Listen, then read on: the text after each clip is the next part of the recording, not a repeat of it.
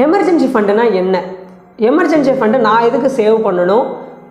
Emergency ஃபண்டை save பண்ணுறதுனால எனக்கு என்ன பெனிஃபிட்? ஸோ இன்றைக்கி இந்த ஒரு வீடியோவில் இதை பற்றி தான் நம்ம என்ன பண்ண போகிறோம்னா டீட்டெயிலாக வந்து பார்க்க போகிறோம். ஸோ ஃபஸ்ட்டு பார்த்தீங்கன்னா எமர்ஜென்சி ஃபண்டுனா என்ன? எமர்ஜென்சி ஃபண்டுனா அந்த நேம்லேயே இருக்குது எமர்ஜென்சி ஃபண்ட். அதாவது ஒரு இக்கட்டான காலகட்டத்தில் நமக்கு யூஸ் ஆகக்கூடிய ஃபண்டு தான் அந்த எமர்ஜென்சி ஃபண்டு. அப்படி என்ன இக்கட்டான சூழ்நிலை அப்படின்னு பார்த்தீங்கன்னா, இப்போ எக்ஸாம்பிளுக்கு கோவிட் அப்படின்றது ஒரு இக்கட்டான சூழ்நிலை, நம்ம எக்ஸ்பெக்டே பண்ணாத ஒரு சமயத்தில் வந்தது. ஸோ அது வந்தனால எல்லாத்துக்குமே வேலை இல்லாமல் வீட்டில் இருந்தோம். அதே மாதிரி நம்ம நார்மலாக நம்ம ஒரு லைஃப் ஸ்டைல் வந்து வாழ்ந்துருப்போம், அதுக்கு முன்னாடி வாழ்ந்துருப்போம். பட் அந்த சமயத்தில் நம்மளால் அதை வந்து மெயின்டைன் பண்ணி கொண்டு போகாமல் இருந்திருக்க முடியும். ஸோ அப்போ வந்து நிறையா பேர் ரொம்ப ஒரு மாதிரி மைண்டு ஃபுல்லாகவே நிறையா ஸ்ட்ரெஸ் அந்த மாதிரி பண்ணியிருப்பீங்க. ஸோ அந்த மாதிரியான இக்கட்டான சூழ்நிலை வந்தாலும் நான் இப்போ வாழ்ந்துக்கிறக்கூடிய இந்த லைஃப் ஸ்டைலை அந்த சமயத்துலையும் என்னால் வாழ முடியும், அந்த சமயத்துலையும் என்னால் கொண்டு போக முடியும். ஸோ இப்போ நம்ம வாழ்கிறோம் அப்படின்னா அதுக்கு என்ன தேவைப்படுது? ஒரு குறிப்பிட்ட அமௌண்ட்டு தேவைப்படுதா? அந்த அமௌண்ட்டை என்னோட ஒரு பேங்க் அக்கௌண்ட்டில் நான் ஆட்டோமேட்டிக்காக ஒரு 6 மந்த்துக்கான பீரியட் டைமோ இல்லை ஒரு 3 மந்த்ஸோ இல்லை ஒரு 1 இயர்க்கான ஒரு ஃபண்டு எனக்கு இப்போ எவ்வளோ எக்ஸ்பென்ஸ் ஆகுதோ அதை வந்து ஒரு 12 மந்த்ஸ் அந்த மாதிரியான டயத்துக்கு நான் சேவ் பண்ணி வைக்கிறது தான் எமர்ஜென்சி ஃபண்ட் சேவிங் அப்படின்றது. ஸோ இந்த எமர்ஜென்சி ஃபண்டுன்றது எல்லா பேருடைய லைஃப்லையும் ரொம்ப ரொம்ப முக்கியம். இப்போது நம்ம வந்து ஒரு பேச்சுலராக இருக்கீங்க அப்படின்னா உங்களுக்கு என்ன பேசிக்காக அது மாதிரி நீங்கள் இதை ரெடி பண்ணுறதுக்கு ஃபஸ்ட்டு நீங்கள் என்ன பண்ணுங்கன்னா உங்களுடைய பட்ஜெட் வந்து போடுங்க. எனக்கு மந்த்லி அதுவும் இம்பார்ட்டண்ட் ஒன்று தான். இப்போ நான் அந்த ஃபோன் இஎம்ஐ கட்டுறேன் அது எல்லாமே இதில் வராது. எனக்கு இந்த மாதம் ஃபுட்டுக்கு இவ்வளோ ஆகுது, ரூம் ரெண்ட்டு, அதே மாதிரி இது அதாவது மெடிக்கல், இந்த மாதிரியான மந்த்லி எனக்கு இது கண்டிப்பாக இருந்தால் தான் என்னோடய லைஃப் ஸ்டைல் ரன் ஆகுது, என்னோடய லைஃப் ரன் ஆகுது அப்படின்னு ஒரு இது இருக்கும் பார்த்தீங்களா, ஒரு திங்ஸ் இருக்கும் பார்த்தீங்களா. அதை என்ன பண்ணுங்கன்னா ஃபஸ்ட்டு ஒரு பேப்பரில் எழுதுங்க. அது ஓவரால் என்ன பண்ணுங்கன்னா டோட்டல் வந்து போடுங்க.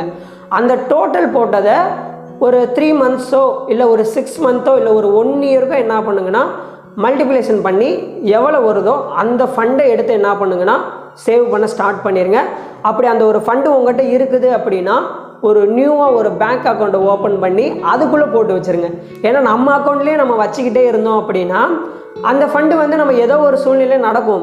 இப்போ ஃப்ரெண்டு காசு கேட்குறானோ இல்லை ஒரு ஏதோ ஒரு இதில் நடத்தினா ஓகே நம்ம அக்கௌண்ட்டில் ஃபண்ட் இருக்குது, ஸோ ஓகே இதை யூஸ் பண்ணிக்கலாம், அடுத்து வந்துடும் அப்படின்ற ஒரு இது வந்து இருக்கும், நம்ம போட்டுக்கலாம் அப்படின்றது.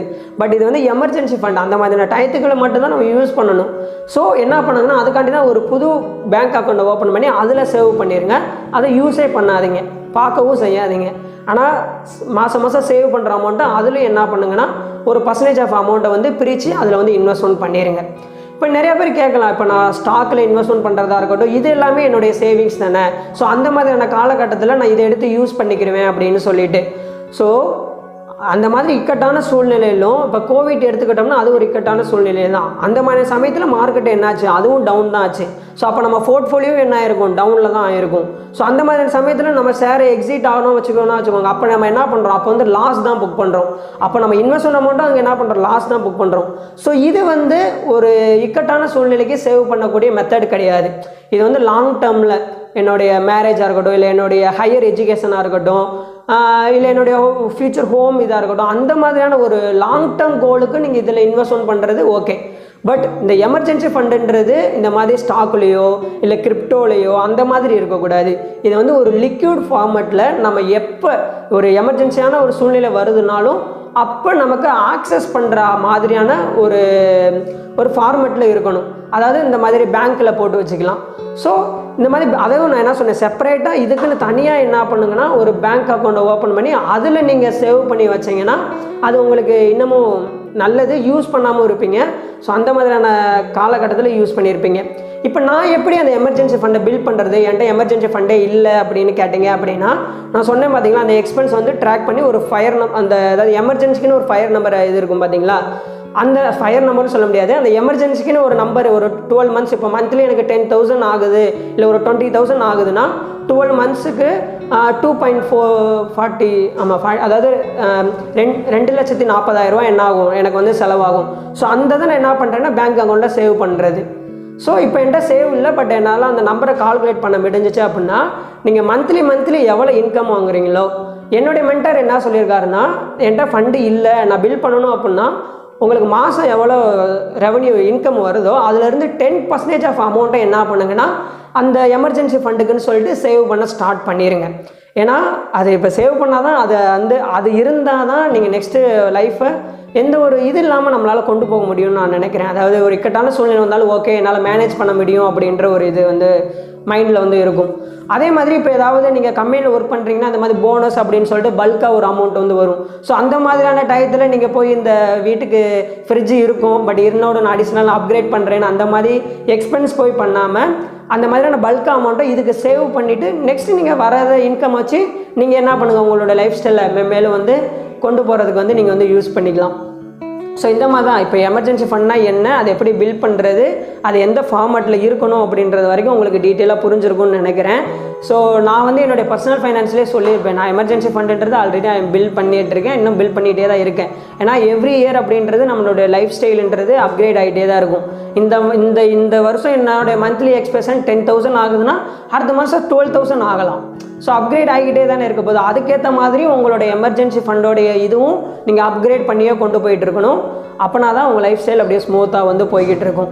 இதே மாதிரி நீங்கள் ஃபேமிலி மெம்பராக இருக்கீங்கன்னா நீங்கள் அதுக்கேற்ற மாதிரி உங்களுடைய கால்குலேஷன் இருக்கணும். உங்களுக்கு மந்த்லி 40-50 கூட ஆகலாம், அதாவது சிட்டியில் இருக்கவங்களுக்கு. இதே நீங்கள் டிபெண்ட்ஸ் அப்பான் அந்த மாதிரி வில்லேஜில் இருக்கீங்கன்னாலும் நீங்களும் என்ன பண்ணணும், எமர்ஜென்சி ஃபண்டுன்றது முக்கியம். ஏன்னா அந்த மாதிரி சொல்லிட்டு நீங்களும் சாப்பிட தானே செய்யணும், எல்லாருமே சாப்பிட தான் செய்யணும். ஸோ ஏன்னா எதுக்கு நான் சொல்கிறேன் அப்படின்னா, இப்போ இந்த கொரோனா டயத்துலலாம் மோஸ்ட்லி சிட்டியிலேருந்து எல்லாருமே வில்லேஜுக்கு வந்தாங்க, அங்கே தான் இருந்தேன். ஸோ அங்கே இருக்கும்போது அந்த மாதிரி டயத்தில் எக்ஸ்பென்ஸ் கம்மியாகும். ஸோ அதுக்கேற்ற மாதிரி நீங்கள் எந்த இடத்துல இருக்கீங்களோ உங்களுக்கு ஏற்ற மாதிரியான நான் சொன்ன மாதிரி அந்த ஒரு கால்குலேஷன் போட்டு அந்த நம்பரை எடுத்து அதுக்கேற்ற மாதிரி என்ன பண்ணுங்கன்னா உங்களுடைய எமர்ஜென்சி ஃபண்டை பில்ட் பண்ணிக்கோங்க. அந்த எமர்ஜென்சி ஃபண்டுன்றது லிக்விட் ஃபார்மேட்டில் இருக்கணும். இது ரொம்ப ரொம்ப முக்கியம். ஸோ எல்லாருமே ஸ்டார்ட் பண்ணுங்கள், கண்டிப்பாக இது உங்களுக்கு யூஸ்ஃபுல்லாக இருக்கும். So thank you so much. இந்த வீடியோ கண்டிப்பாக உங்களுக்கு ஒரு சின்ன ஒரு ஐடியாவாவது கிடச்சிருக்கும் அப்படின்னு நான் நினைக்கிறேன். எதுக்கு எமர்ஜென்சி ஃபண்ட் ரொம்ப ரொம்ப முக்கியம் எல்லா பேரும் சொல்கிறதுக்கான காரணம் இதுதான். எவ்வளையோ பேர் அந்த மாதிரி அதே மாதிரி இந்த எமர்ஜென்சி ஃபண்ட் இந்த மாதிரி இக்கட்டான சூழ்நிலையில் தான் யூஸ் ஆகும்னு கேட்டிங்கன்னா கிடையாது.